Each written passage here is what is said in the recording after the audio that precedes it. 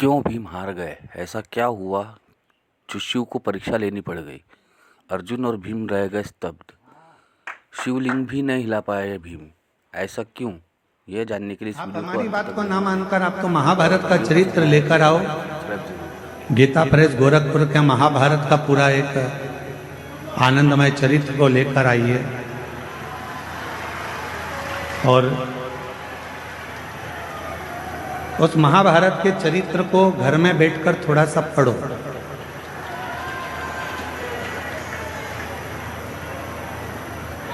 और जब आप महाभारत के उस चरित्र को पढ़ेंगे, अध्ययन करेंगे, उसका स्मरण करेंगे, तो उसमें मिलेगा कि भगवान कृष्ण के पास जाकर पांडव हाथ जोड़कर कहते हैं कि अब हमारे पास कुछ भी नहीं बचा, अब हमारे पास में कुछ भी नहीं, हमारा पूरा वैभव चले गया, हमारा पूरा धन चले गया, हमारी पूरी सत्ता चली गई, हमारा पूरा संपदा चली गई, हम जुए में सब कुछ हार चुके हैं, हमारे पास कुछ भी नहीं बचा, कुछ भी।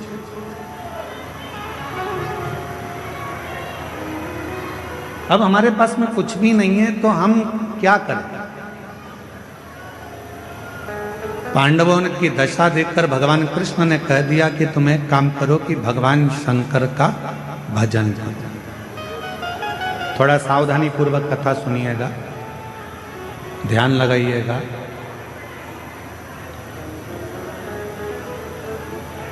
कथा में आपका ध्यान रहे। बहुत दूर दूर से आप लोग आए हो और बाबा की कथा सुनने के लिए आए हो। आपके पास में अगर कोई खड़ा भी है तो उसके पांव पड़ लो, हाथ जोड़ लो और उसको नीचे बिठा कर कह दो थोड़ी देर चुप हो जा, 2 घंटे के बाद जितना बोलना है बोलते रहना। उसके पांव पड़कर उसको नीचे बिठा कर कह दो 2 घंटे चुप हो जा, उसके बाद में तू बोल लेना जितना बोल, और नीचे बैठ जा। कथा कर रही है, शिव कथा वर्णन कर रही है, पांडव विनय कर रहे हैं। हम क्या करें? महाभारत का वन पर्व कह रहा है। भगवान कृष्ण ने कह दिया कि तुम शिव की आराधना करो, भगवान शंकर की साधना करो। शिव की आराधना, हाँ। भगवान शंकर की साधना, हाँ। इतने में भीम ने कहा कि एक काम करते हैं, अगर शिव जी की ही आराधना करना है, साधना करना है, और शंकर भगवान यदि हमें सब कुछ दे सकते हैं तो हम सीधे कैलाश पर चले जाते हैं। और हम सीधे कैलाश पर जाएंगे और कैलाश पर जाकर हम भगवान शंकर की आराधना करेंगे, साधना करेंगे, तब तो भगवान शंकर हम पर प्रसन्न हो जाएंगे।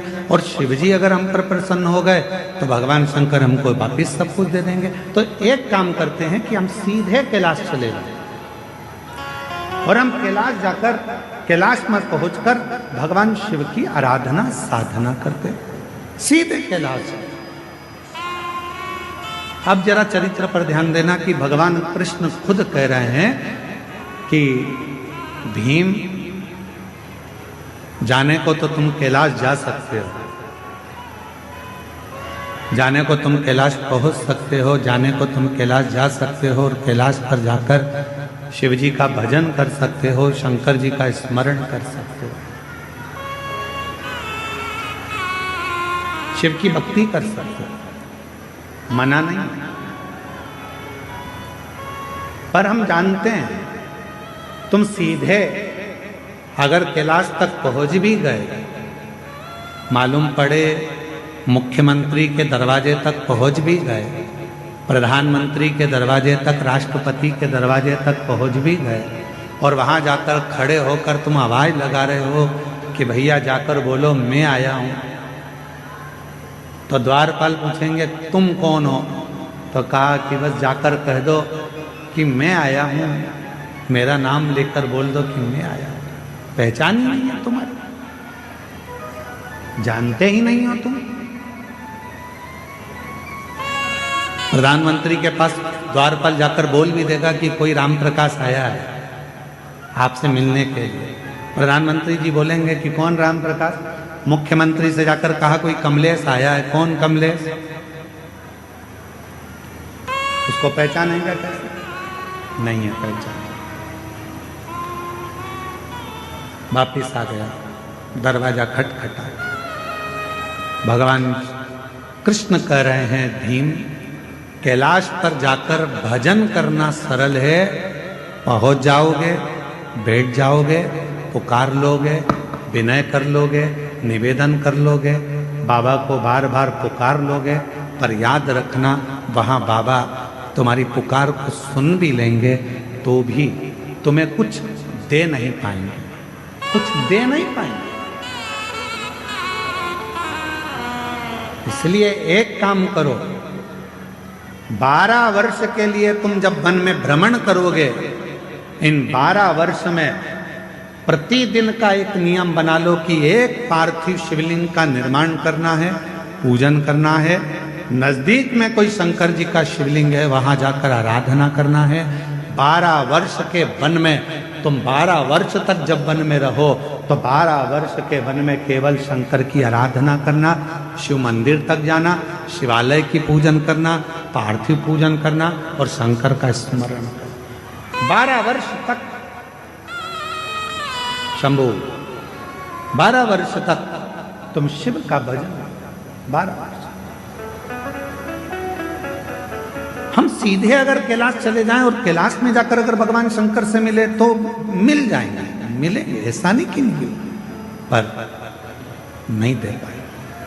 शिव महापुराण की कथा कहती है कि 12 वर्ष तक पांडवों ने भगवान शंकर की रोज प्रतिदिन शिवलिंग का निर्माण करा और पूजन करा। एक समय ऐसा आ गया कि भीम के मन में आया कि नियम सबने लिया है तो थोड़ी सी मैं जरा हंसी उड़ा लूं, और भीम ने क्या करा, एक पेड़ को काटकर उसकी जड़ को लिया, जड़ को गोल घुमाकर एक जगह पर रख दिया और अर्जुन से जाकर कह दिया कि ये शंकर का शिवलिंग है और तू पूजन कर।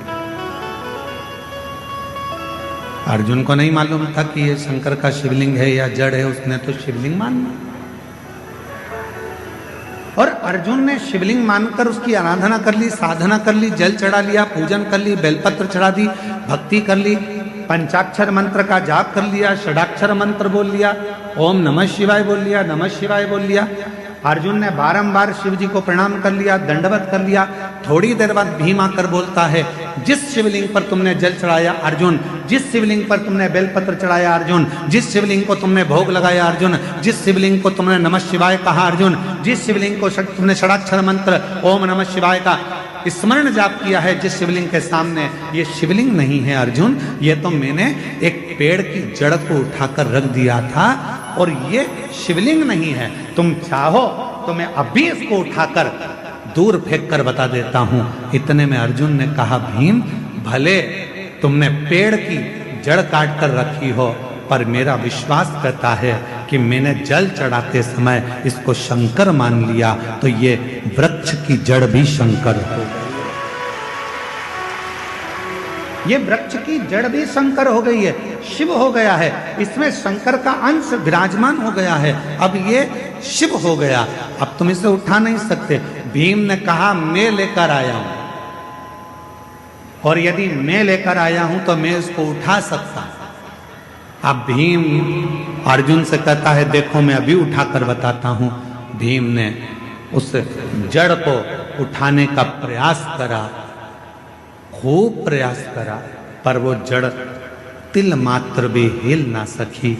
तब भीम ने हाथ जोड़ लिए कि यहां शंकर विराजमान हो गए। शुभ भटक लो।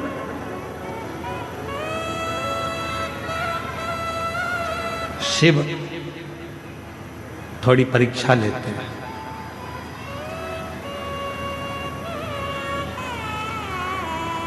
आपने भी पढ़ाई करी है, हमने भी पढ़ाई करी है। आप भी कॉलेज तक पहुंचे हैं, हम भी कॉलेज तक पहुंचे। जब छोटी एग्जाम होती थी स्कूल में, त्रैमासिक 3 महीने की 6 मासिक, बोलो सही है, 6 महीने की, और इसके बाद 12 मासिक 12 महीने की एग्जाम होती थी, परीक्षा होती थी। छोटी एग्जाम 3 महीने में हो जाती थी, फिर 6 मासिक, इसके बाद में 12 मासिक परीक्षा, वार्षिक परीक्षा हो जाती थी। धीरे धीरे जब हम रोज प्रतिदिन भगवान शंकर के मंदिर में 1 लोटा जल चढ़ाते हैं तो धीरे धीरे मेरा भोले बाबा आपकी रोज थोड़ी थोड़ी परीक्षा लेता रहता है और उन परीक्षा में हमको पास करते रहता है। और एक बार जब हमारी जिंदगी की पूर्ण परीक्षा हो जाती है तो मेरा भोलेनाथ फिर वार्षिक परीक्षा का रिजल्ट तुम्हारे हाथ में दे।